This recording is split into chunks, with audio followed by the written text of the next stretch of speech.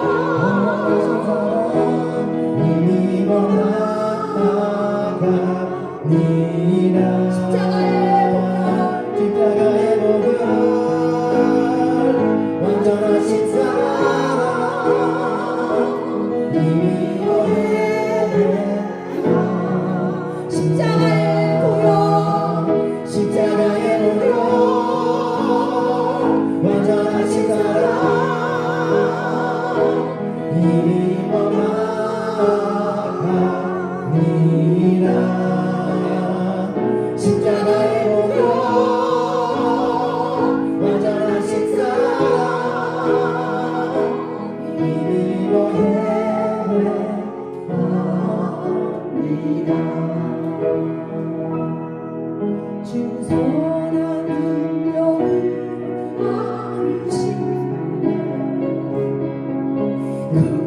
신발로 나를 부시네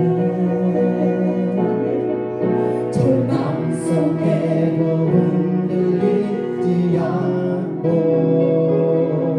사랑하는 주 얼굴 구하리 선한 능력으로 안으시네 정선한 능력으로 안으시네 그 크신 팔로 나를 부시네 절망 속에도 흔들리지 않고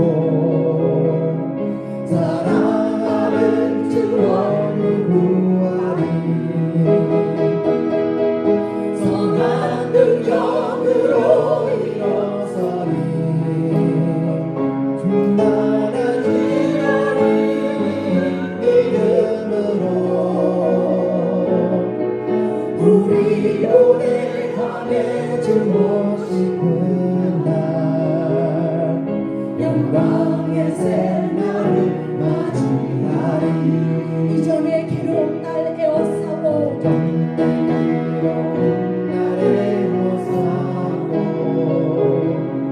고난의 길을 걷는다 해도 주님께 모두 맡긴 우리 영혼 끝내 승리의 날을 맞으리 선한 능력으로 일어서리 주만을 지하리 믿음으로 우리 노래하네 주 오시는 날 영광의 새날을 맞이하리 주님이 마신 고난의 승잔을 마신 고난의 승잔을 우리도 감사하며 받으리 주님의 남은 고난 제복하며 예수가 복음 위에 살리라 선한 능력으로 일어서리 주만을 지하리 믿음으로 우리 노래하네 주 오시는 날 영광의 새날을 맞이하리 이전에 괴로운 날을 에워싸고 이전에 괴로운 날 에워싸고 고난의 길을 걷는다 해도 고난의 길을 걷는다 해도 주께 모두 맡긴 우리 영혼 끝내 승리의 날을 맞으리 선한 능력으로 일어서리 주만을 지하리 믿음으로 우리 고대하네 주 오시는 날 영광의 새날을 맞이하리 주님이 마신 고난의 승잔을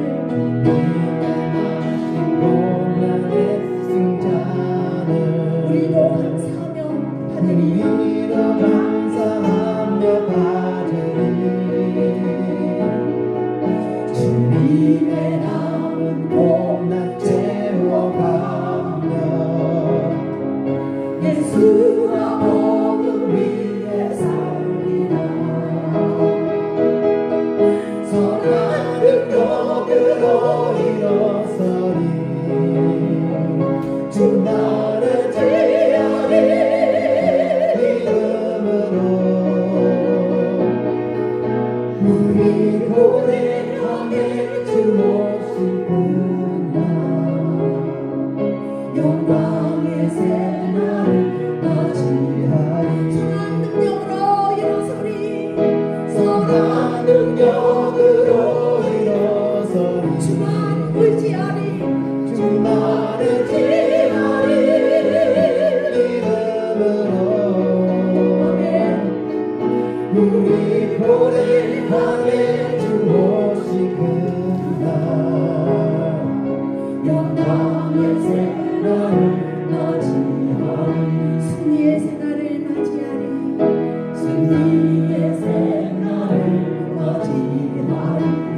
기쁨의 생활을 맞이하리. 기쁨의 생활을 맞이하리.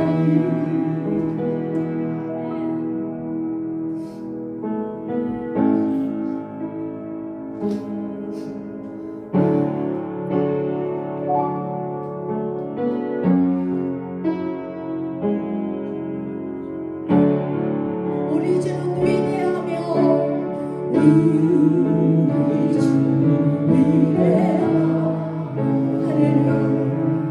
능력이 많으시도다.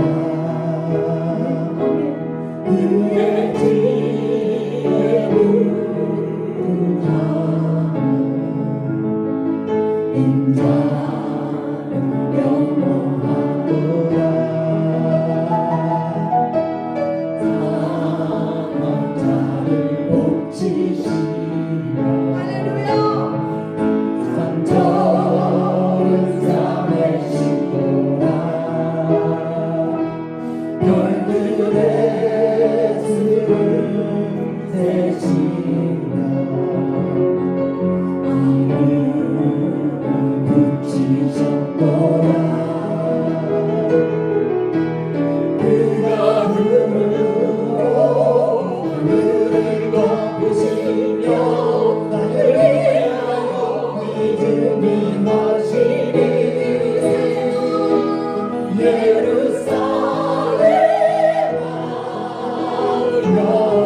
여호와를 찬송할지어다.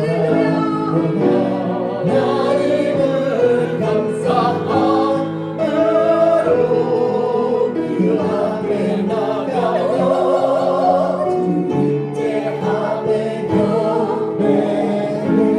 예루살렘아 여호와를 찬송할지어다. 하나님을 감사함으로 그 앞에 나가며 주님께 앞에 경배하시구나. 예루살렘아 여호와를 찬송할지어다. 내 하나님을 감사함으로 그 앞에 나가며 주님께 앞에 경배해.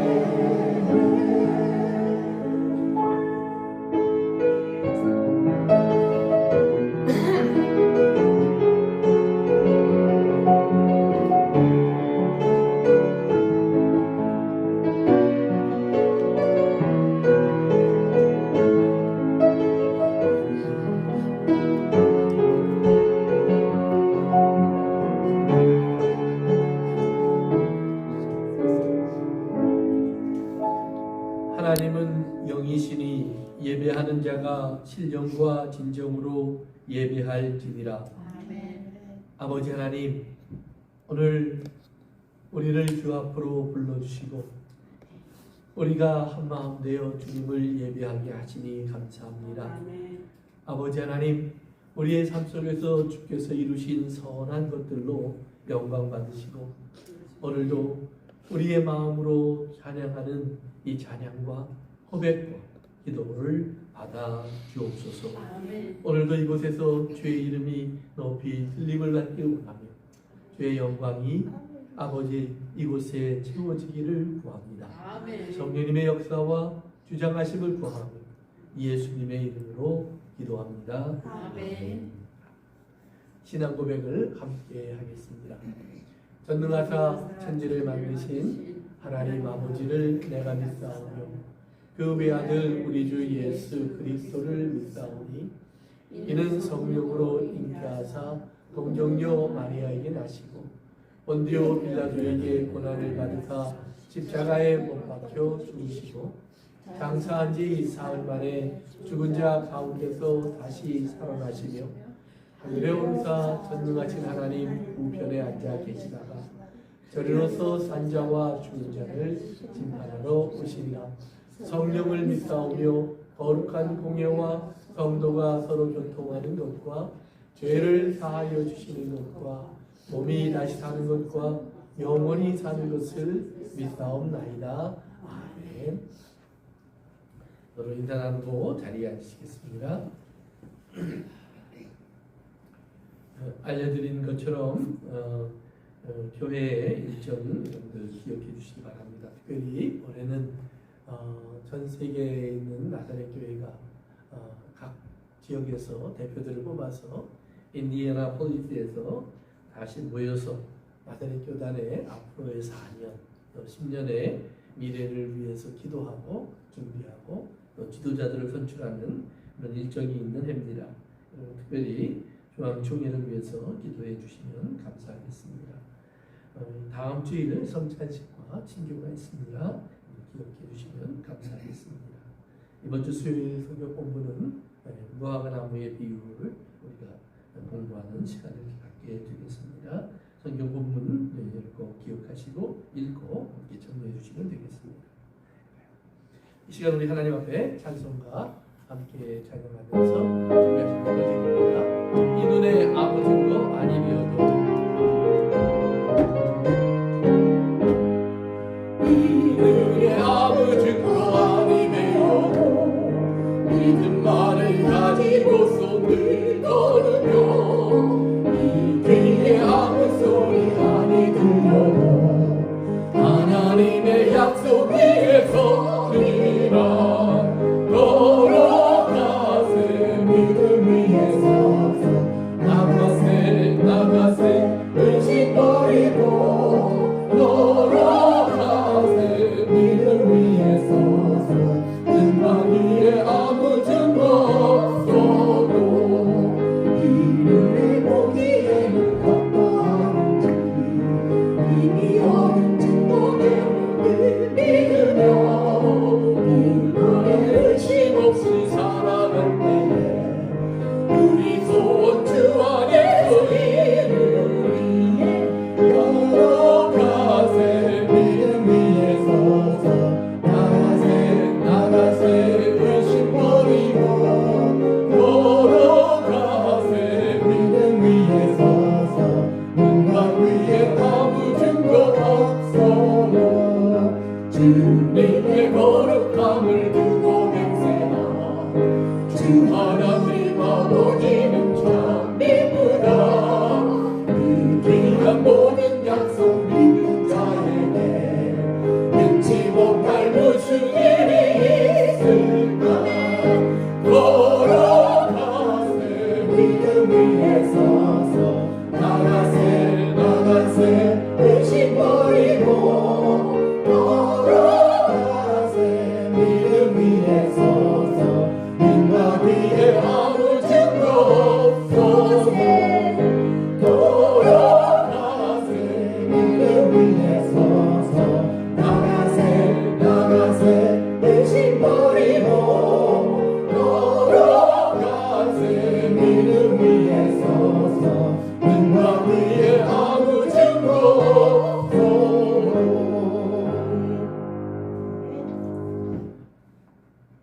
고마우신 아버지 하나님, 오늘 우리와 함께 하시며 예배를 받으시니 감사합니다. 우리의 마음에 항상 주님을 기억하게 하시고 우리의 삶의 모든 것 속에 주님을 인정하게 하시고 그러기에 주님의 말씀과 주님의 인도함을 구하며 살아온 우리들을 다시 한번 이렇게 불러주셨으니 감사합니다. 아멘. 아버지 하나님, 오늘도 예배와 함께 주 앞에 우리의 감사를 드리고 우리의 아버지 하나님 고백을 돌려드렸사오니 기억하여 주옵소서. 특별히 우리 사랑하는 성도들의 삶 속에 아버지 하나님 모든 것을 채우시고 공급하시는 은혜를 감사합니다. 아버지 하나님, 연약할 때 주님이 붙잡아 주시고 힘을 주셨고 병들었을 때 주님 만져주셨고 치료하시며 아버지 하나님, 우리의 삶 속에 만나는 모든 문제와 시험 앞에 이길 힘을 주셔서 능히 감당케 하시는 것을 감사합니다. 아버지 하나님, 오늘도 기도하기는 그러기에 우리의 연약한 자들 오늘도 기억하시고 새 힘을 더하여 주옵시고 병든 자들 주님 기억하시고 그들의 몸과 마음을 만져주옵시고 무엇보다 아버지 하나님 믿음에 아버지 하나님 넘어진 자들이 있사오면 그들을 일으켜 주시고 그들이 다시 한번 주 앞에 회개하고 돌아올 수 있도록 불러주시옵소서. 아버지 하나님 특별히 어려운 시간 어려운 세대를 살고 있는 우리들에게 이 시대를 바로 볼 수 있고 구분할 줄 아는 지혜를 주옵소서. 우리가 취할 것과 취해서는 안 되는 것을 구분할 수 있게 하시고 가야 할 것과 가지 않아야 할 것을 구분하게 하시고 해야 할 것과 하지 않을 것을 아버지 구분할 수 있도록 도와주셔서 오직 주의 기쁨이 되는 우리의 삶이 될 수 있도록 인도하여 주옵소서. 우리도 우리 주님처럼 우리의 삶을 마치는 날 아버지 하나님 아버지께서 내게 하라고 하신 일을 다 이루어 주께 영광을 돌립니다 라고 말할 수 있는 아버지 하나님이 신앙의 주인공들이 되도록 붙잡아 주시옵소서. 아버지 하나님 오늘도 이곳에 함께하지 못한 우리 교우들이 있사오니 기억하시고 여행 중에 있든지 또는 일상 중에 있든지 그들이 어느 곳에 있든지 무엇을 하든지 오늘도 주님을 기억하는 귀한 믿음이 그들 가운데 있도록 도와주시옵소서. 아버지 하나님 이곳에 함께한 주의 자녀들 위해 오늘도 기름 부어주시고 부족한 종 주의 아버지 하나님 성령의 도구로 붙잡아 주셔서 오직 주의 진리만을 전할 수 있도록 사용하여 주옵소서. 종의 입술에 주의 말씀을 채우시고 주의 아버지 하나님 진리를 전할 수 있는 표현과 언어를 담아 주시옵소서. 예수님의 이름으로 기도합니다. 아멘. 우리 하나님 말씀 요한복음 1장에 있는 말씀을 같이 보시겠습니다. 요한복음 1장 우리 1절부터 5절까지 있는 말씀 다 같이 함께 봉독합니다. 태초에 말씀이 계시니라 이 말씀이 하나님과 함께 계셨으니 이 말씀은 곧 하나님이시니라. 그가 태초에 하나님과 함께 계셨고 만물이 그로 말미암아 지은 바 되었으니 지은 것이 하나도 그가 없이는 된 것이 없느니라. 그 안에 생명이 있었으니 이 생명은 사람들의 빛이라. 빛이 어두움에 비추되 막지 못하더라. 아멘. 아멘.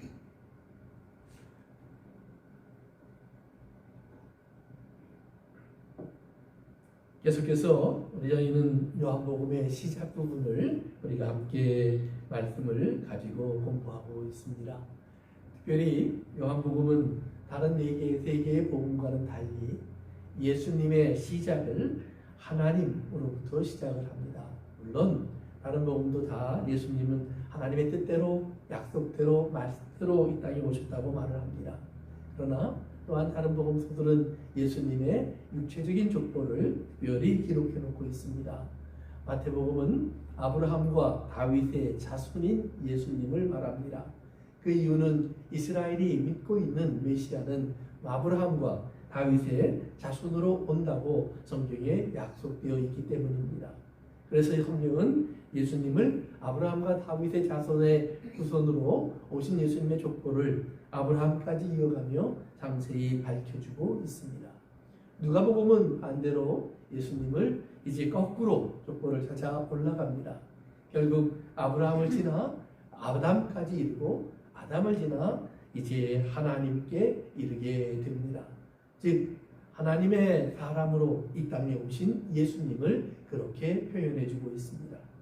그러나 요한복음은 조금 다른 접근을 합니다. 하나님이 사람이 되셨다라는 말입니다. 어떤 족보, 어떤 혈통을 가지고 오셨는가를 강조하지 않습니다. 즉 다른 말로 말하면 예수님이 요한복음에서 말씀하셨던 것처럼 혈통과 육정은 아무것도 아니라는 말입니다. 중요한 것은 하나님께서 인간이 되셨다라는 사실이고 인간이 되신 하나님께서 우리 가운데 계셔서 우리에게 사람에게 하나님이 주시는 은혜가 무엇인가를 우리에게 말씀해 주고 있는 것을 강조하고 있습니다. 그래서 요한복음 1장 1절은 이제 하나님의 임재, 하나님이 이 땅에 오신 것을 설명하기 전에 먼저 하나님이 계셨음을 말씀하고 있습니다.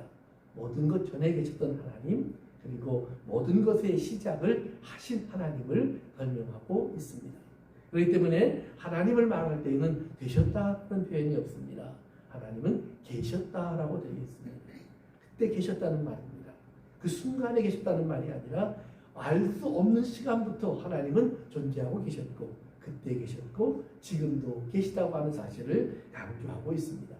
그러면서 이제 하나님은 단순히 한 분 하나님을 존재한 것이 아니라 말씀으로 또는 아들로 또는 성령으로 이렇게 삼위일체의 하나님으로 존재했던 것을 성경은 함께 이렇게 표현해 주고 있습니다. 그래서 말씀이 하나님과 함께 계셨다.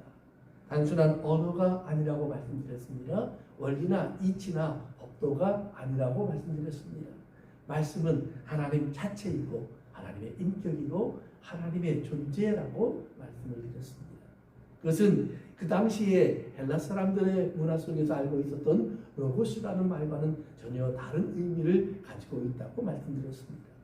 그들이 알고 있는 것처럼 단순히 신이 하신 말씀이 아니라 말씀 자체이신 하나님을 성경이 강조하고 있다고 말씀드렸습니다.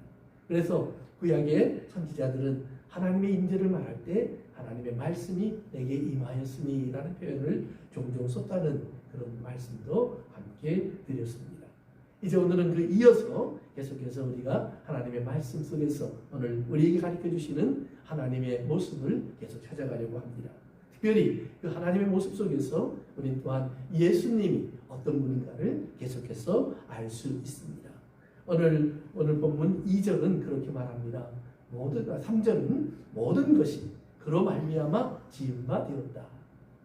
즉 하나님이 우리는 천지를 창조하셨다라고 믿고 알고 있습니다. 그런데 오늘 본문에서는 그로 말미암아라고 되어 있습니다. 거기서 말하는 그라는 말은 바로 말씀을 말합니다. 말씀을 말한다는 말은 육신이 되어 오셨던 예수님을 말씀한다는 말입니다. 즉 예수님이 하나님과 함께 계시면서 온 세상의 모든 만물을 창조하시는 일을 하셨다는 말입니다. 하나님의 도구가 되어서 하셨다라는 말이 아닙니다. 몰몬교 같은 그런 이단적인 그런 가르침을 하는 그런 교파들에게서는 그런 말을 존경합니다. 하나님은 이제 한 분이시고 예수님은 하나님의 아들로 만들어지신 분이고 그리고 성령은 하나님의 능력을 말한다. 그러나 그것은 절대로 성경에서 가리키는 하나님의 모습이 아닙니다. 하나님 한 분 맞습니다. 그러나 세 개의 인격으로 존재하십니다. 분명히 하나님 아버지가 계시고 아들 예수님이 계셨고 그리고 성령 바로 영이신 하나님이 함께 하셨다는 말입니다. 세 분은 한 분인 것처럼 일하셨고 하나인 것으로 또 우리에게 보여주셨고 그들의 뜻이 하나요. 그들의 역사가 하나요. 그들이 이루고자 하는 그것이 하나인 것을 우리에게 반복해서 강조해주고 있습니다. 그래서 하나님께서 인간을 만드실 때에도 하나님의 형상과 모양대로 만들자 했을 때 인간을 남자와 여자로 만드시고 라고 말을 합니다. 즉 하나님의 모습은 남자와 여자의 모습이 하나가 되는 모습 속에 감추어져 있다라는 말씀을 담고 있는 것입니다. 그렇기 때문에 우리가 하나님의 삼위일체를 우리는 정말로 다 이해할 수 없는 비밀스러운 말이지만 그러나 또한 가장 하나님의 삼위일체를 잘 이해할 수 있는 것이 바로 하나님이 만드신 남자와 여자의 하나된 모습이라는 사실을 기억하시면 되겠습니다. 어쨌든 하나님 말씀하십니다. 모든 것이 그로 말미암아 지은 바 되었다. 즉 이 땅의 모든 창조된 것들은 지어진 것들은 예수님을 위해서 예수님으로 인해서 예수님에게 돌아가기 위해서 지은 받은 것들이라는 사실을 알려주고 있습니다. 그러면 우리는 그런 질문을 합니다. 그러면 이 땅의 모든 악도 하나님이 지으신 것일까? 예, 하나님이 지으신 것 안에 들어와 있습니다. 그러나 그것은 하나님이 악을 만드신 것이 아니라 선을 지으셨지만 악을 택한 것이 있기 때문입니다. 악을 선택한 천사들이 있었고 악을 선택한 인간들이 있었다는 말입니다. 즉 다른 말로 말하면 하나님이 주신 자유의지라고 하는 선한 것을 악하게 써 그것으로 인해서 죄와 악을 만들어가는 사람들이 있다는 말입니다. 그런 천사들의 존재들이 있다는 말입니다. 오늘 우리들의 삶 속에서 우리가 성경이 말하는 것처럼 우리도 죄인으로 태어났기 때문에 우리도 그 하나님이 주신 선한 것을 가지고 악한 일을 해왔던 사람들 중에 하나였습니다. 그러나 또한 우리가 알 수 있는 것은 하나님은 그 하나님의 선한 것을 깨닫게 하시고 그리고 하나님의 선함으로 돌아오게 하시는 은혜를 우리에게 주셨다는 사실도 꼭 기억하시길 바랍니다. 그래서 우리에게 하나님은 회개하라, 돌아오라는 말을 합니다. 성경을 한번 읽어보십시오. 어떤 천사에게도 하나님은 돌아오라라고 말하지 않습니다. 오늘 여러분의 삶에서도 마찬가지입니다. 우리가 누군가에게 돌아와라 라고 말을 한다면 누구를 향해서 그 말을 하겠습니까? 내가 싫고 보기 싫어하는 그 사람을 향해서 제발 돌아와다오 그러지 않습니다. 비록 내 마음을 상하게 하고 아프게 하고 떠나갔을지라도 내가 사랑하는 사람을 위해서 그리고 내 사랑하는 자녀 또는 사랑하는 친구, 사랑하는 부모 이러한 사람들에게 우리는 돌아오라라는 말을 합니다. 그 돌아오라는 말 속에서는 우리가 갈라질 수밖에 없었던 모든 것들을 내가 다 이제는 잊겠다, 지우겠다, 없애겠다. 그 안에 잘못이 있었다면 용서하고 그리고 그 안에 문제가 있었다면 그것을 내가 감당하고 이런 그를 다시 받아들이겠다라고 말을 하는 것입니다. 하나님께서 우리에게 회개하라, 돌아오라라고 하신 말이 얼마나 큰 은혜인 줄을 아셔야 합니다. 하나님은 우리가 문제가 있는 것을 알고 죄인인 것을 압니다. 그럼에도 불구하고 하나님은 분명히 말씀하십니다. 돌아오라. 왜냐하면 하나님께서 우리가 돌아오면 우리를 하나님이 기뻐하시는 존재로 만드실 모든 일을 준비하셨기 때문입니다. 그렇기 때문에 하나님이 준비하신 모든 것 안에는 그 구원의 계획도 있다는 사실을 알아야 합니다. 구원의 계획은 비밀처럼 숨겨져 있었습니다. 예수님이 이 땅에 올 때까지 온전히 드러나지 않았습니다. 그렇기 때문에 사람들은 하나님의 구원의 계획을 여러 가지로 해석했습니다. 그 중에 가장 뚜렷하게 나타났던 것 중에 하나가 바로 사람들의 열심으로 구원을 이루겠다는 것입니다. 내가 착하게, 내가 의롭게, 내가 바르게 열심으로 살아서 하나님의 구원을 내가 얻어야지 라는 생각을 많이 했다는 것입니다. 그런데 그들이 막상 예수님이 이 땅에 오셨을 때 그들은 제일 먼저 예수님을 거절합니다. 의로움을 가진 사람일수록 의로움을 많이 쌓은 사람일수록 이 땅에서 자기의 자랑과 열심을 많이 만들어 놓은 사람일수록 예수님에게 돌아오기를 거절했다는 것입니다. 그들은 예수님이 자기에게 와서 자기를 인정해 주기를 기다렸습니다. 그러나 예수님은 오히려 죄인들을 바라보며 그들을 위해 왔다라고 말합니다. 왜냐하면 하나님이 돌아오라고 하셨을 때 돌아오는 사람을 위해서 준비한 것은 은혜입니다. 하나님이 돌아오는 사람들을 위해서 준비하신 것은 용서입니다. 십자가에서 우리의 죄를 대신하시는 하나님의 구속의 선물을 준비하신 분이 하나님입니다. 그런데 어떤 사람이 만약 하나님께 내가 돌아가는데 나의 의로움을 가지고 돌아간다고 하면 그것은 하나님이 준비하신 길이 아니라는 말입니다. 다른 길은 없습니다. 다른 길은 없습니다. 우리가 아무리 도덕군자일지라도 그 길은 하나님과 아무 상관이 없다라는 말입니다. 생각해 보십시오. 어제도 비가 왔고 잠깐 바깥에 나가보니까 지렁이 같은 것들이 나와 있는 것들이 있었습니다. 그들이 나에게 해를 끼치지 않습니다. 그런데 왠지 내 눈에 거슬립니다. 저쪽으로 치워버렸습니다. 아마 그 과정에 상처를 입고 죽었을지도 모릅니다. 나에게 잘못한 것이 아닙니다. 그러나 내 눈에 그가 아름답지 않습니다. 자기가 잘못한 건 아니고 환경과 조건이 그를 나오게 했지만 저는 그것을 더러운 것처럼 보기 싫은 것으로 여깁니다. 하나님 앞에서 인간의 모든 모습도 마찬가지입니다. 우리 어떤 선함이 하나님의 선함을 대신할까요? 우리 어떤 의로움이 하나님의 의로움을 대신할까요? 없습니다. 사랑하는 성도 여러분, 하나님의 의로움과 선하심을 대신할 수 있는 인간의 의는 없습니다. 하나님께서 우리를 사랑하셔서 우리를 위해서 준비하신 구원의 은혜, 즉 십자가의 사랑만이 우리를 하나님 앞에 하나님의 사람으로 세울 수 있다는 사실을 꼭 기억하시기를 바랍니다. 사실 모든 사람이 그런 얘기를 합니다. 태어나는 아기가 얼마나 아름다운가. 그러나 정말 아름다운가요? 피투성이가 되어서 나오는 아이를 선뜻 알아보며 아름답다라고 말할까요? 아닙니다. 그 아이를 먼저 누군가는 닦아주고 그리고 탯줄을 끊어주고 그의 입에서 울음소리와 함께 호흡이 터쳐나온 후에야 우리는 비로소 그 아이의 아름다움을 보게 됩니다.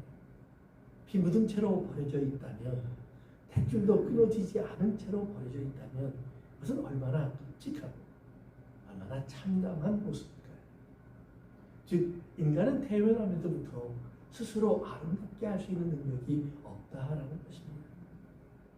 그 아이의 그런 참담한 모습까지도 누군가는 사랑하고 누군가는 아껴서 그 탯줄을 끊어주고 그 피를 씻어주고 그리고 그 품에 안고 그가 울음을 터뜨리게 하고 그리고 젖을 먹여 품에 안는 누군가가 있기 때문입니다. 사랑하는 성도 여러분, 오늘 우리의 삶 속에 하나님께서 그런 사랑을 주신 것을 꼭 기억하시기를 바랍니다. 그렇기 때문에 왜 악이 있을까? 하나님은 왜 악을 지으셨을까? 아닙니다. 악은 우리가 만든 것입니다. 그런데 놀라운 것은 하나님은 그 악을 사용하셔서 하나님의 선하신 의를 더 크게 드러내십니다. 만약 그 악이 없었다면, 그 죄악이 없었다면 우리는 하나님의 은혜가 얼마나 큰 것인지 모릅니다. 그러나 우리는 그 죄악이 있었기에, 그 허물을 알기에 하나님의 용서와 사랑이 얼마나 큰지를 알게 됩니다. 즉, 이 땅의 모든 악도 결국은 다 하나님의 선을 위해서 사용됩니다. 이 땅의 모든 죄도 하나님의 의로움을 위해서 사용됩니다. 심지어는 끝까지 회개하지 않는 악한 자들도 하나님의 진노와 하나님의 무서운 분노를 보여주는 대상이 되어서 하나님의 심판의 징조로 사용된다고 성경은 말합니다. 즉, 이 땅의 그 어떤 사람도 선인과 악인을 남론하고 예수님을 인정하고 안 인정하고를 떠나서 모든 사람은 하나님의 뜻대로 결국은 그의 일을 하게 되어 있고 그 일을 통해서 결국 하나님께 영광을 돌리게 되어 있다는 사실을 꼭 기억하시기를 바랍니다. 하나님은 모든 것을 그러기에 하나님 안에서 말씀으로 예수님을 통해서 이렇게 지으셨다라고 말을 합니다. 지은 것이 하나도 그가 없이 된 것은 없습니다. 즉 우리의 모든 존재 안에 그분이 계셨다는 말입니다. 그렇다면 다른 말로 말하면 그 모든 존재 안에는 하나님의 말씀이 있었다라는 말입니다. 생각해 보십시오. 하나님이 처음 모든 것을 만들 때 성경에 말씀으로 창조하셨다고 되어 있습니다. 그렇다면 하늘에 하나님의 말씀이 있을 겁니다. 별들 속에 하나님의 말씀이 있을 겁니다. 벌레 속에 하나님의 말씀이 있고 계절 속에 하나님의 말씀이 있고 시간 속에도 하나님의 말씀이 담겨 있을 것입니다. 그런데 그 중에도 하나님께서는 특별하게 만든 존재가 있습니다. 그래서 성경은 사람이라고 합니다. 다른 것을 만들 때에는 그저 하나님의 속성이 들어가 있을 뿐입니다. 즉 우리가 누군가가 그림을 그리면 우리는 그 그림을 보면서 아 이거는 바로 피카소 같은 사람들이 그린 그림이구나. 아 이것은 또는 고흐 같은 사람이 그린 그림이구나. 그림의 특성이 있어서 그림을 보면 누가 한 것인지를 알 수 있습니다. 음식도 먹다 보면 그 맛을 보면서 우리는 아 이건 엄마 솜씨인데 아 이거는 어떤 요리사의 솜씨인데 우리가 누군가의 솜씨가 그 안에 들어가 있는 것을 느끼게 됩니다. 그러나 사람은 다릅니다. 아이를 낳아보면 이상하게 나를 닮아 있습니다. 내가 가르쳐주지 않았는데도 말투가, 움직임이, 얼굴 표정 하나가 그가 좋아하고 싫어하는 것 하나하나가 어느 순간 나와 같은 것을 발견합니다. 즉 그렇게 하나님은 사람을 지으셨다는 말입니다. 세상을 만들 때와는 다른 생명으로 사람에게 주셨다라고 말을 합니다. 그러기에 성경은 하나님이 짐승에게 어떤 명령을 했다, 땅에게 어떤 명령을 했다, 물론 성경에 나와 있습니다. 땅에게는 식물을 내라고 했습니다. 짐승들에게도 번창하라고 말했습니다. 그러나 사람에겐 하나님이 특별한 명령을 합니다. 즉 사람이 선택할 수 있는 명령을 합니다. 생각해 보세요. 땅이 식물을 내라고 하신 하나님의 명령을 거절할 수 있는지, 어떤 짐승이 하나님께서 이 땅에 생육하고 번성하라고 하신 하나님의 명령을 거부할 수 있는지 없습니다. 모든 짐승은 하나님의 말씀대로 태초부터 지금까지 그렇게 살고 있고, 땅은 여전히 이 땅에 모든 식물이 나도록 항상 그 역할을 감당하고 있습니다. 이번 봄에도 아내는 또 농사를 시작했습니다. 농사를 짓기 시작하면서 바깥에 나가 있는 시간이 많아졌습니다.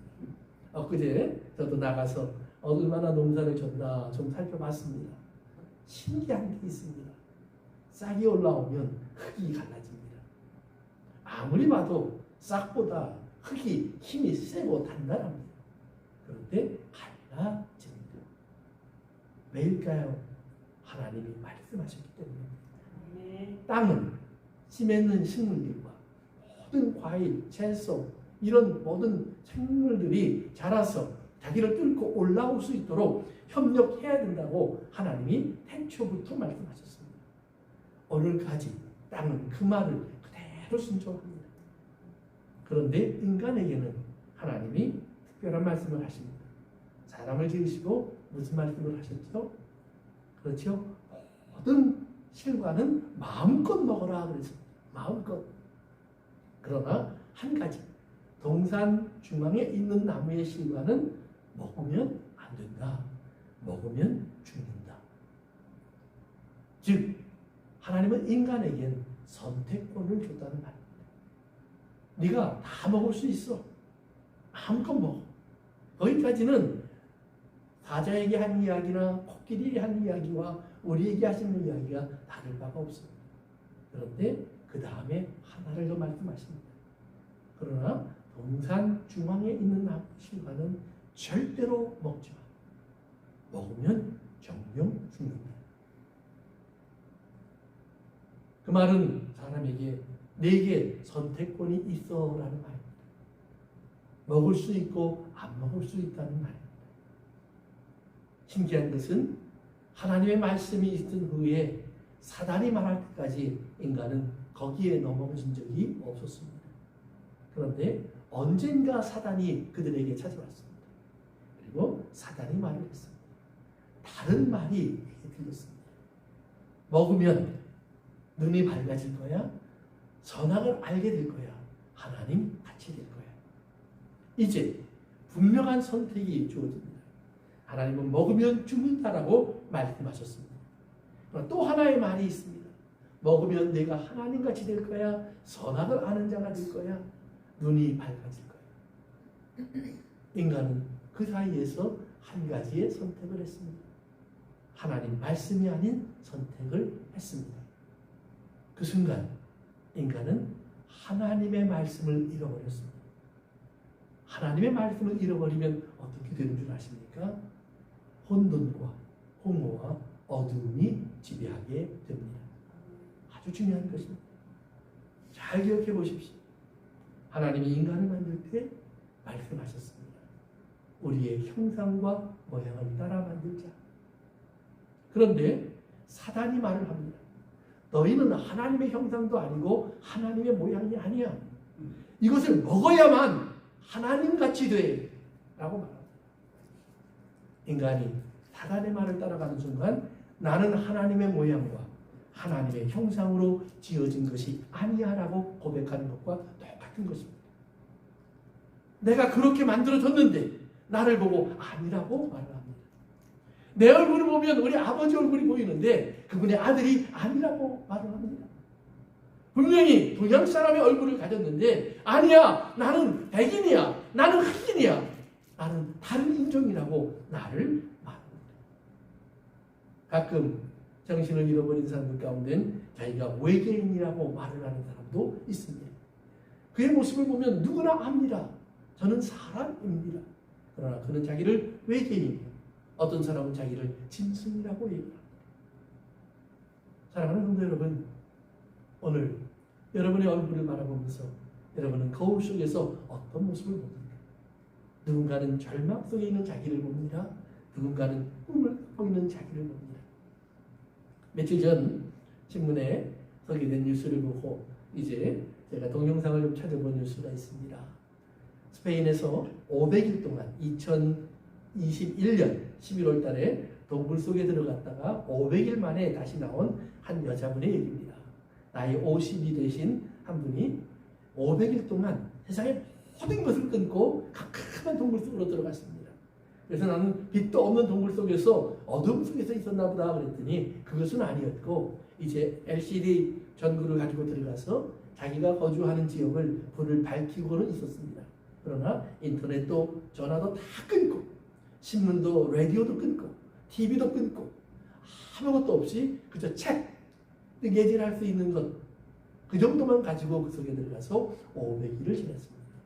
그 500일 동안 누구와도 말하지 않았고 누구와도 만나지 않았습니다.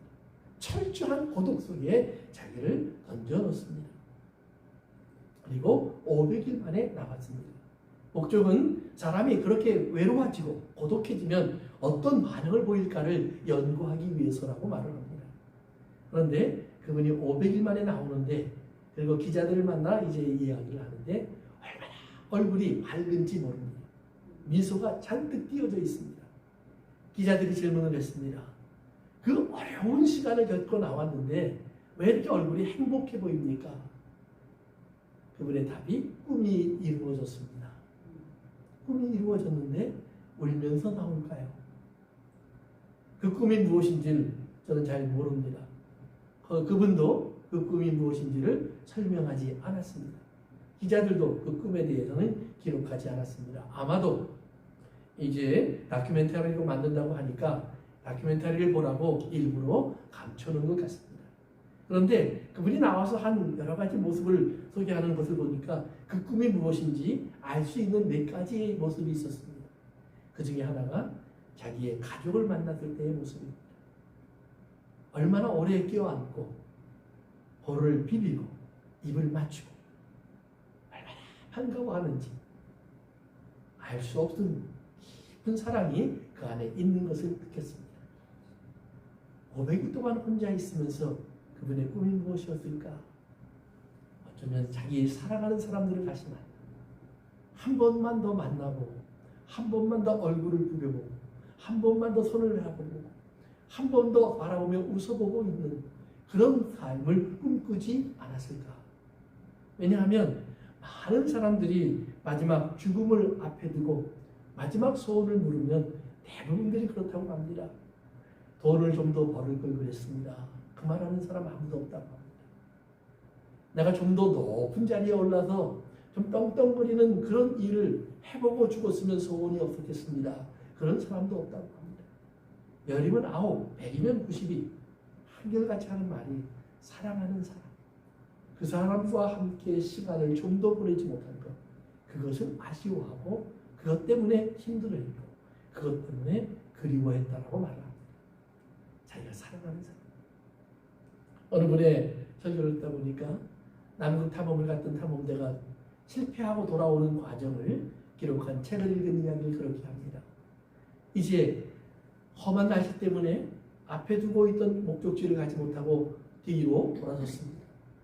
돌아오는 길이 얼마나 힘든지 모릅니다. 식량도 떨어지고 점점 추위는 거세집니다. 그러니까 그 과정 속에서 그들이 오면서 자꾸 무언가를 버리기 시작했다고 합니다. 제일 먼저 버린 게 뭔 줄 아세요? 뭐 같아요? 돈이랍니다. 제일 먼저 버린 게 비상금 가지고 있던 거 그것부터 버렸다고 합니다. 그 다음에 가지고 있었던 여러 가지 관측기구 뭐 이런 것들 다 버렸다고 합니다. 그래서 남극을 갔다 오면서 그래도 기념품 하나는 가져가야지 얼음 조각 하나씩 집어들었던 거 다 버렸다고 합니다. 이렇게 다 버렸는데 마지막까지 가지고 있던 것들이 한 가지 공통적인 것이 있었다고 합니다. 그것이 뭔지 아세요? 즉 가족 사진. 가족 사진. 그것 하나만은 자기 품에 다 묻고 그들이 그 사진을 보면서 힘들어도 꼭 다시 봐야지. 꼭 다시 만나야지. 그것이 힘이 되어서 결국 그 팀이 죽지 않고 다 돌아올 수 있었다고 그렇게 기록했다고 합니다. 그 사진들. 사랑하는 성도 여러분, 여러분의 삶 속에서 우리가 그 사진을 보면서 그들이 느꼈던 것이 뭘까요? 내가 누군 줄을 아는 겁니다. 나는 이 사람의 남편이지. 나는 이 사람의 아내지. 나는 이 사람의 아버지지. 나는 이 사람의 자녀지. 나는 이 아들을 한 번 더 봐야겠어. 딸을 한 번 더 품에 안아야겠어. 아내의 손을 꼭 한 번 더 잡아야 봐야겠어. 어머니의 그 품에 한 번은 더 안겨봐야겠어. 그것이 그들을 포기하지 못하고 살아 돌아오게 했다라고 말합니다. 자기의 모습을 바로 아는 것, 이렇게 중요합니다. 아멘. 사랑하는 성도 여러분, 하나님께서 우리를 어떻게 지으셨는지 성경은 분명히 말해주고 있습니다. 그런데 우리는 성경을 매일같이 읽으면서도 자기의 모습을 잃어버립니다. 자기의 모습을 잃어버리니까 우리는 헛된 것을 구합니다. 쓸모없는 것을 구합니다. 잘못된 것을 찾습니다. 그리고 거기에서 하나님의 복과 은혜를 생각합니다. 사랑하는 성도 여러분, 하나님의 복과 은혜는 내가 누구인 줄을 알게 해주는 것입니다. 아멘. 그래서 하나님의 말씀은 내가 누구인 줄을 알려줍니다. 예수님께서 이 땅에 오셔서 내가 하나님의 아들, 메시아, 즉 하나님인 존재라고 이야기를 했을 때 사람들이 왜 그를 죽이려고 합니까? 간절합니다. 사람은 하나님이 될 수 없다라는 말이에요. 하나님은 그렇다라고 말했는데 이스라엘의 제사장들이 하나님은 인간이 어떻게 하나님이 될 수 있어? 인간이 어떻게 하나님과 같은 존재라고 말할 수 있어? 인간을 봐. 죄, 허물, 잘못, 온갖 더러운 곳에 씌어 있잖아. 우리같이 몇몇 거룩한 사람들이나 그나마 하나님의 은혜를 알고 하나님의 말씀대로 살려고 애를 쓰면서 거룩한 사람이 되려고 수고해서 조금씩 거룩한 사람이 되어가지만 대부분의 사람은 그렇지 못하잖아. 사랑하는 성도 여러분, 탕자도 내 아들이고 살인자도 내 아들이고 도둑놈도 내 아들이라고 하나님 말씀하십니다. 눈이 보이지 않는 소경도 내가 지었고 말 못하는 벙어리도 내가 지었다고 말합니다. 가난한 자도 내가 지었고 고아와 과부도 내가 그들의 아버지요 남편이라고 하나님은 말씀하십니다. 사랑하는 성도 여러분, 하나님 말씀 속에서 반드시 자기가 누구인 줄을 알게 되시기를 바랍니다. 이것을 모르면 우리는 하나님의 말씀을 모르는 사람, 즉 자기가 누구인 줄을 모르는 사람, 자기가 누구인지, 자기의 그릇이 어떤 그릇인지를 모르는 사람, 혼돈의 사람이 됩니다. 혼돈의 사람은 자기 인생 속에 그래서 헛된 것을 담으려고 합니다. 전도서의 기자가 헛되니 모든 것이 헛되도다 했던 그 헛됨에 들어가 있는 모든 것을 우리는 끊임없이 쫓아간다라는 말입니다. 돈이든 권세든 명예든 인기든 우리는 그것을 놓을 수 없는 사람이 되어서 그것만 꽉 쥐어 손에 움켜잡고 우리가 그것을 성공인 줄 알고 있다는 말입니다. 어느 순간 펴보면 아무것도 없는데 먼지가 되어서 조르르 흘러버리는데 우리는 그것이 실상인 줄 알고 잡으려고 한다라는 말입니다. 그러나 주님이 가르쳐 주십니다. 나를 본 자는 아버지를 보았고 내 얼굴 안에 하나님이 있다는 말입니다. 내 삶 안에 하나님이 있다는 말입니다. 내 언어 안에 하나님이 있고 내가 하는 일 속에 하나님 아버지가 있다라는 말입니다. 어떤 예수님이요? 육신이 돼서 오신 예수님, 우리와 똑같은 몸을 가진 예수님이 내 안에 나와 함께 하시는 아버지가 있다라는 말입니다. 사람들은 아니라고 고개를 젓습니다. 왜요? 그것은 사단의 말에 넘어갔기 때문입니다. 겸손한 것 아닙니다. 그것은 하나님 앞에 자기를 낮추는 그런 모습 절대로 아닙니다. 왜요? 하나님이 우리를 그렇게 지으셨기 때문입니까? 하나님이 지으신 나를 하나님이 하셨다고 하신 그 일을 아니오라고 말하니까 성경은 말합니다. 너희는 범사의 여호와를 인정하라. 아멘. 인정하라. 나를 지으신 것도 하나님이라고 인정하라는 말입니다. 그렇기 때문에 하나님 말씀이 내게 주어졌을 때 그 말씀이 하나님이나 지킬 수 있는 말씀이라고 생각하지 말고 나에게 주신 말씀으로 기억하라라는 말입니다. 아멘. 왜요? 하나님이 주신 모든 말씀 속에 우리는 하나님과 나와의 관계 속에 있어야 될 내 모습, 내 자리, 내 위치가 거기에 있기 때문입니다. 아멘. 즉 하나님을 알고 하나님 말씀을 알면 알수록 나는 내가 누구인지 분명해지고 내가 누구인지 분명해지면 내가 왜 지음을 받았는지 무엇 때문에 살아야 하는지 어떤 사람으로 살아야 하는지 분명히 주어져 있다는 말입니다. 가끔 세상에 악한 사람들은 성경을 가지고 나쁜 의미로 해석을 합니다. 즉 성경에 보면 왕과 종의 관계가 나와 있습니다. 주인과 노예의 관계들이 나와 있습니다. 성경이 뭐라고 가르치나요? 왕에게는 백성들을 마치 위에 있는 하나님을 두려워하듯이 그들을 잘 섬기고 돌보라고 가르칩니다. 노예의 주인들에게는 노예를 노예로 여기지 말고 내 형제처럼 여기라고 말씀합니다. 또한 종과 노예에게 주시는 말씀이 있습니다. 내가 그 주인에게 충성하라. 나를 섬기듯 그 주인을 충성해서 한 마음으로 잘 섬겨라. 그러니까 이 말을 가지고 그들은 말합니다. 하나님이 노예 지도를 허락하셨다. 그리고 너는 노예로 태어났고 나는 주인으로 태어났으니 너는 내 노예로서 하나님의 사람답게 내 본분을 다하라고 요구합니다. 성도 여러분, 노예가 주인을 무시하고 뛰어나가라고 성경은 말하지 않습니다. 그러나 주인에게 노예를 네 형제로 여기라고 가르칩니다. 예수님이 우리를 형제로 여기기 위해서 선택하신 일이 뭘까요? 예수님이 나를 지배하는 자에서 나를 섬기는 자로 낮아졌습니다. 바꿔 말하면 네가 노예의 주인이니 노예보다 낮아져라. 네가 회사의 사장이니 그러면 사원들보다 낮아져라. 그 말은 고개 숙이고 다니라는 말이 아니라 그들보다 낮은 자리에 들어가서 그들의 필요와 그들에게 있어야 할 것을 살피는 사장이 되라는 말입니다. 그것을 볼 줄 아는 주인이 되라는 말입니다. 그리고 내가 무엇을 떼어주어야 하는지 그것을 아는 자가 되라고 성경이 가르친다는 말입니다. 사랑하는 성도 여러분, 그 속에서 우리는 인간다운 인간이 됩니다. 간이라는 말이 사이간자지요. 사람과 사람 사이. 사람은 누구냐? 사람과 사람 사이가 있는 사람이라는 말입니다. 우리와 하나님과의 사이가 있는 사람이라는 말입니다. 그 사이에 어떤 관계가 들어와 있느냐? 하나님 말씀으로 들어와 있느냐? 아니면 내가 하나님의 자리에 앉고 내가 왕의 자리에 앉고 내가 주인의 자리에 앉고 내가 부자의 자리에 앉고 내가 큰 자의 자리에 앉으려고 하는 사람의 관계인가? 주님은 분명히 말합니다.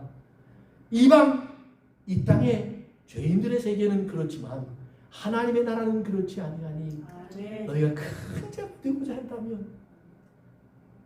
자가 되고자 한다면 섬기는 자가 되라고 분명하게 말씀하십니다. 즉 이 말씀 한 절 한 절이 우리에게 다 찾아와야 한다는 말입니다. 이 말씀들이 살아있어야 한다는 말입니다. 이 말씀이 우리가 구절구절을 다 알아야 하는 것이 아니라 예수 그리스도가 내 안에 들어오면 이 말씀이 전체가 내 안에 들어오는 거예요. 왜요? 말씀은 하나이니까. 처음부터 변한 적이 없었으니까. 항상 그곳에 있었고 항상 그렇게 말씀하셨고 항상 그렇게 우리에게 들려줬으니까. 그런데 하나님이 이사야와 예레미야를 통해서 이 땅을 보시면서 그렇게 단식하십니다. 내 백성들이 내 말에 귀를 막았구나. 내 백성들이 내 말에 귀를 기울이지 않는구나. 저들이 신접한 자를 찾아가서 점치는 자를 찾아가서 내 음성을 듣겠다고 저렇게 쫓아다니고 있구나. 그들의 성을 바라보며 이 성이 황폐하게 된 것이 어찌 된 영문이냐. 거기서 황폐했다라는 말에 뒤에 그런 설명이 나옵니다. 이 성이 혼돈과 공허 속에 빠진 것이 어찌니냐. 혼돈과 공허라는 것은 들어오기 때문에 말씀이 없는 것입니다. 여러분 아십니까? 어둠이 우리가 생각할 때는 나쁜 것 같지만 빛이 있으면 어두움은 좋은 것입니다. 왜요? 어두움 안에 우리는 안식합니다. 어두움이 없으면 안식하지 못합니다. 그러나 빛이 있으면 달이 있고 별이 있고 낮에 해가 있고 그리고 아침이 다시 온다는 걸 알면 오늘 밤 단잠을 잘 수 있다는 말입니다. 아멘. 그 아침을 누가 붙잡고 있어요? 새벽별 되신 예수님께서 우리의 아침을 준비하고 계신 것을 믿으시기 바랍니다. 아멘. 그렇기 때문에 12명가 다 잠들었어도 주님 신랑을 도시에 오셔서 그들을 깨우시면서 왜 잠자고 있느냐 야단친 적이 없어요. 기름을 준비하지 않은 자들을 야단쳤지 잠자는 자들을 야단친 적이 없어요. 왜요? 잠은 하나님이 사랑하시는 자에게 주시는 은혜의 선물이니까. 아멘. 즉 빛이 있으면 밤은 하나님의 어떤 목적을 이루기 위해서 하나님의 선한 뜻을 이루기 위해서 존재하는 밤이 되어진다는 말입니다. 그런데 빛이 없어지면 어두움은 혼돈과 공허를 숨기는 장치일 뿐입니다. 재미있는 것은 오늘 5절이 그렇게 얘기합니다. 빛이 어두움에 비쳤습니다. 그런데 어두움이 빛을 깨닫지 못합니다. 다른 우리 옛 성경에 보면 어두움이 빛을 이기지 못한다 이렇게 되어 있습니다. 여기서 이기지 못한다, 깨닫지 못한다는 말의 원래의 뜻은 꼭 붙잡는다는 말입니다. 어두움이 빛을 꽉 잡아서 자기 소유로 만든다는 말입니다. 그런데 어두움이 빛을 잡을 수 없었다는 말입니다. 사랑하는 성도 여러분, 하나님의 말씀인 빛이 우리에게 왔을 때 우리는 그 말씀을 내 것으로 잡으려고 합니다. 아니요. 그 빛에 내가 붙잡히기를 바랍니다. 아멘. 그 빛이 나를 덮게 하시기를 바랍니다. 아멘. 그러면 그 빛이 나를 덮으면 어떤 일이 벌어진 줄 아십니까? 나의 모든 부끄러움이 드러납니다. 왜냐하면 너희는 전에는 어두움이었더니 우리가 전에는 다 어두움이었다는 말이에요. 그래서 우리 속에는 보여주기 싫은 것들이 많이 숨겨져 있다는 말입니다. 이 보여주기 싫은 것들이 빛에 비치면 보여지는데 그렇기 때문에 어두움은 빛을 가려버립니다. 예수님 말씀처럼 저들이 어두움을 사랑하여 빛으로 오기를 싫어하였느니라. 보여지는 게 싫다는 말입니다. 그런데 회개하는 사람들의 특징은 무엇입니까? 내가 죄인입니다. 입에 발린 말이 아닙니다. 내가 죄인입니다. 어떤 죄인이요? 베드로의 설교를 듣고 예루살렘에 있던 이스라엘 사람들이 가슴을 치매버렸잖아요. 우리가 예수님을 죽인 죄인이구나. 우리가 어찌할꼬? 답이 뭐였어요? 회개하고 돌이켜 주 예수 그리스도의 이름으로 세례를 받으라. 그리하면 하나님께서 너희에게 유쾌하게 되는 날, joyous day, 기뻐서 춤추며 찬양하는 날을 너희에게 돌려주리라. 그 날을 사랑하는 성도 여러분 받으시기를 바랍니다. 아멘. 빛이 내게 비춰질 때 무언가 그림자를 만들려고 하지 마십시오. 아멘. 그림자는 내 생각 속에 있습니다. 내 체면 속에 있습니다. 내 자랑 속에 있습니다. 남들이 나를 바라보는데 어떤 사람으로 보고 있는가? 목사잖아. 너는 하나님의 말씀을 가르치는 스승처럼 사람들이 너를 쳐다보고 있잖아. 그런데 그런 죄인이 되면 되니? 죄인이 돼야지. 죄인이 되지 않았던 목사는, 죄인이 되지 못하는 목사는 절대로 하나님의 은혜를 전하지 못합니다. 자기가 그 은혜를 모르는데 어떻게 그 은혜를 알려줍니까?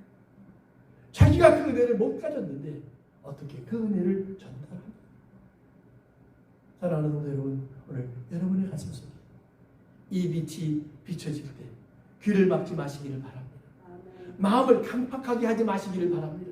그러기에 에레미야 선지자를 통해서 하나님 말씀하십니다. 내 마음의 할례를 스스로 행하고 내 마음의 두꺼운 것들을 다 잘라내라는 말입니다. 마음을 기경하라는 말입니다. 기경, 뒤집어 엎어라. 뒤집어 엎어라 라는 말이 아침이라는 말에 히브리어에는 함께 담겨 있습니다.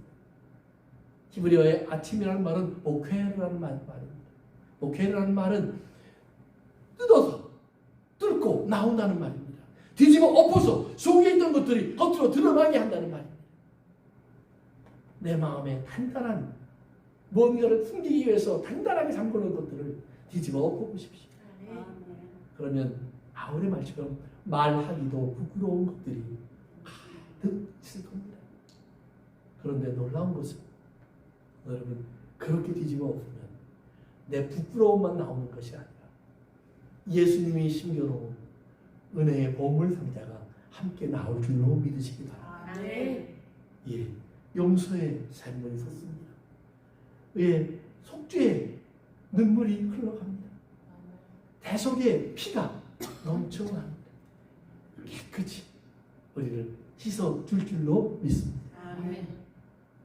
오늘 우리들에게 주신 하나님의 말씀 속에서 우리는 태초부터 계신 말씀이 이제 빛이 되어 우리에게 왔다라고 말합니다. 그 빛이 우리에게 왔다. 오직 인간만이 다시 그 어두움을 붙잡을 수 있습니다. 그러나 만일 우리가 어두움을 포기하고 빛으로 나간다. 그 빛에 그대로 비추고 간다. 그래 주님께서는 오늘 우리를 하나님 앞에 흠없고 점없는 아름다운 자로 세워주실 줄로 믿습니다. 아멘. 기도하겠습니다.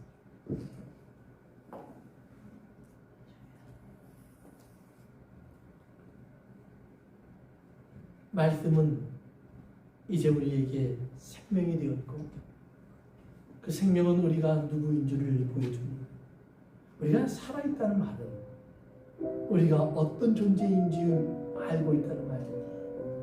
가장 기본적으로 우리는 하나님과 나 사이에서 우리가 하나님의 형상인 걸 알아야 합니다. 그렇다면 자녀인 것을 알 겁니다. 그 눈을 가지고 이제 하나님이 지으신 주변을 보십시오.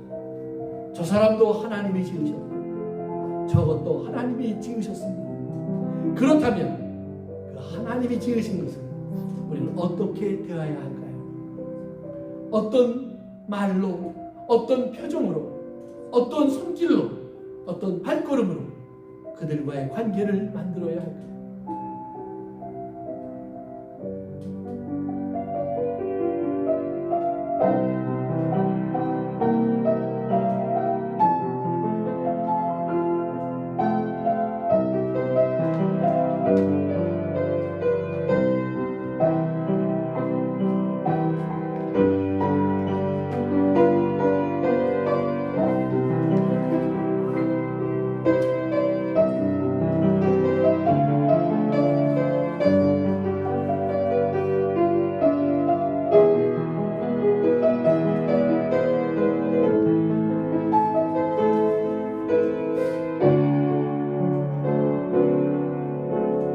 아버지 하나님, 우리에게 우리의 모습을 알 수 있는 주의 음성을 들을 수 있는 귀와 깨달을 수 있는 마음과 그리고 이제 입으로 시인할 수 있는 믿음을 허락하여 주옵소서. 아버지 하나님, 이제 우리가 범사의 주님을 인정하고 주의 말씀에 귀를 기울이며 그 말씀에 순종함으로 주의 영광이 되는 자들이 되게 하여 주옵소서. 예수님의 이름으로 기도합니다. 다 자리에서 일어나십니다.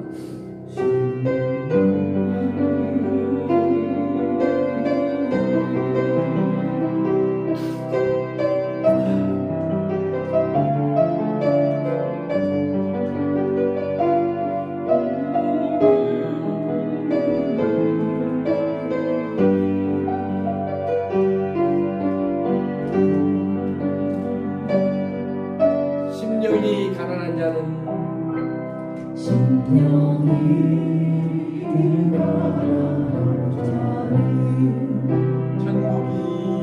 천국이 저희 것이요 애통하는 자는 복인데 위로를 받을 것이요 유한 자 복이 양을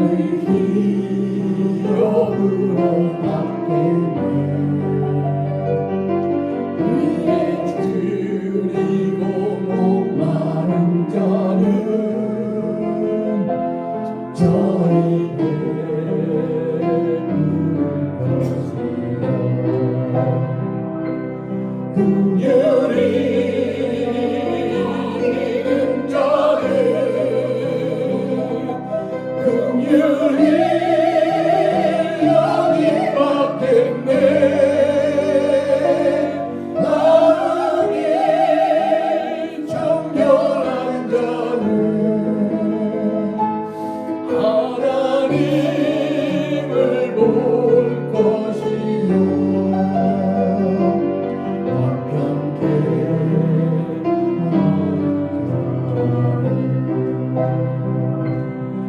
하나님의 아들이라 일컫네.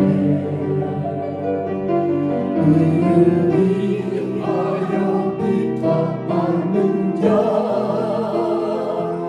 정금이 저의 것이라. 내게도 주소서. 내가 복을 받기 원하네. 복을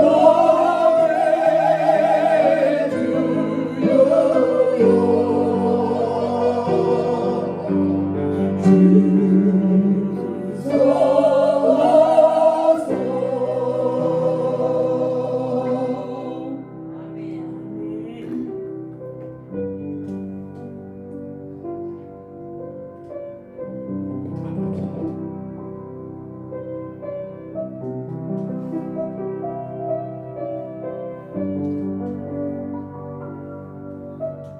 이제는 우리 주 예수 그리스도의 은혜와 하늘아버지의 크신 사랑과 성령님의 교통하심이 오늘 예배하고 돌아가는 하나님의 자녀들과 주의 교회 위에 주의 말씀을 함께하는 모든 자들 위에 항상 있을지어다.